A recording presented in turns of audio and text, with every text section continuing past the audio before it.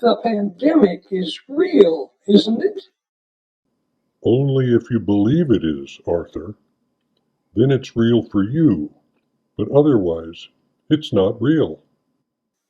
Hold it right there. Everywhere I look, every friend I talk to, every newscast on TV, all of these are telling me it's real. It must be real or people wouldn't believe in it so easily. Yes, they would. Look at all of the things people used to believe in that aren't there anymore, or have been shown to be untrue. The WMDs in Iraq, the gold-backed dollar, a free Tibet, a flat earth, the Easter Bunny, political accountability, customer service, the U.S. Constitution, your privacy, no civilian casualties, and the list goes on and on. What are you saying, Merlin? I'm saying that the only place they exist is in your mind. I'm saying that they exist only in what you call your past, but that the past is a construct of your mind too.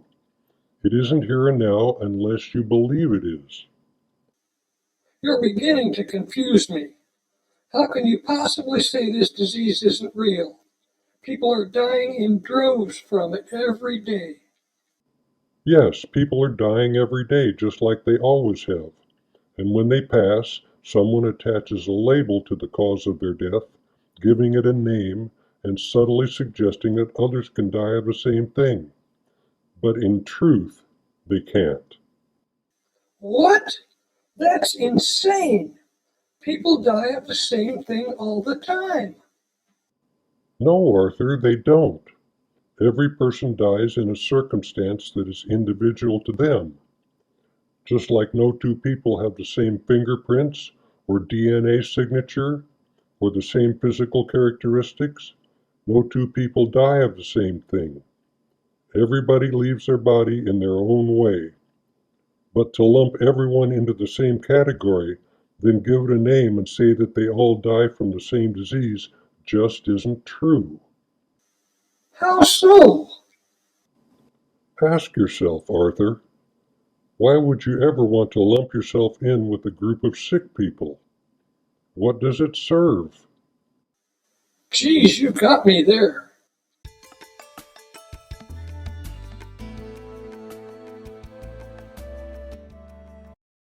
You see, laddie, there's a moment when people choose their sicknesses, when they say to themselves, "Oh, I could catch that. I could be next." Even though they may have forgotten about it, there was a fleeting instant, perhaps long ago, when they told themselves, "There's a sickness going around.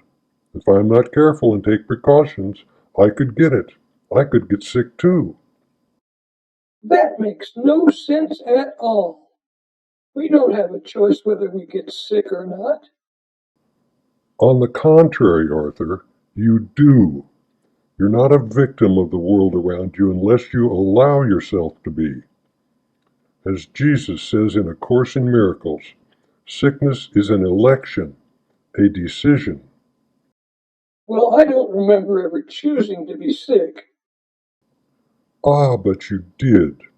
When you were quite young, you told yourself, and you're still telling yourself, that you could catch whatever appears to be going around.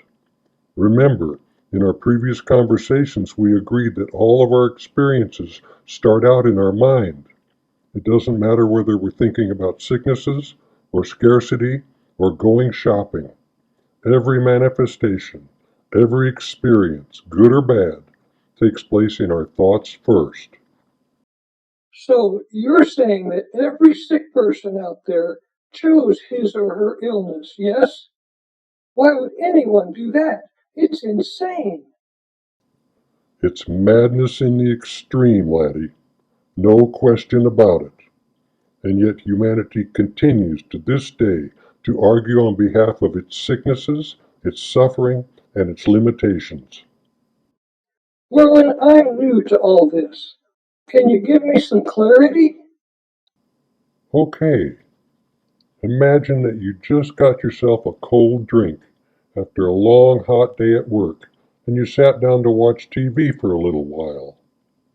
You flip on the nightly news and a serious-looking woman is talking excitedly about the new disease that's going around. She says it's getting worse, spreading rapidly, and she spouts all sorts of scary statistics while running stock footage in the background of hospital corridors filled to capacity. And all the while, she's implying that you could be next. You could catch this contagious illness she's talking about. Now, whether you know it or not, this is a pivotal moment in your life. While you're casually sipping your iced tea, if in the least way you agree with this serious anchor woman, then you have just made a choice not on behalf of your wellness, but on behalf of the disease. From that point on, your body will begin to manifest what your mind tells it to. Understand? Wow, this is heavy. I've got to digest it for a while.